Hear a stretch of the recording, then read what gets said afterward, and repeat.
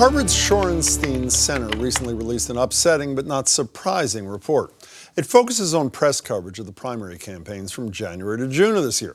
It finds that, quote, substantive concerns, end quote, non-researchers call those the issues, received just 11% of campaign coverage, while well more than half of all coverage went to, quote, the competitive game. Again, you would call that poll obsession.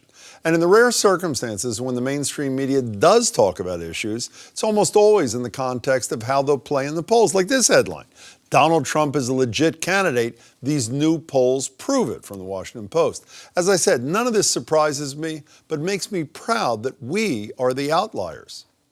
The New York Times this morning did a compilation of 6 polls. You saw the poll. The poll showed 56% of Americans think. So can we stay on polls for just one final minute here?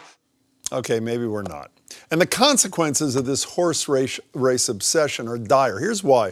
According to the same report, if your poll numbers are good, or at least better than expected, you tend to get an increase in media attention and more positive coverage. Hello, Donald Trump and Bernie Sanders. And if your poll numbers are not so hot, or at least below expectations, say hello to negative coverage and Hillary Clinton and Marco Rubio. If you're confused by the Clinton inclusion there, remember, it was always, why isn't she blowing away that cantankerous socialist from Vermont?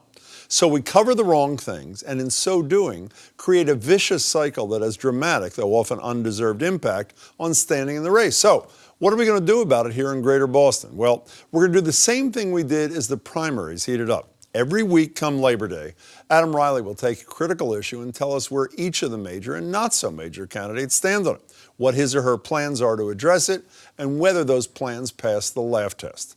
We're excited about our plans and want to report that based on polling we have not yet done, 72% of our viewers agree with this decision. Are you among them? Either way, call us, email us, do something, share your thoughts.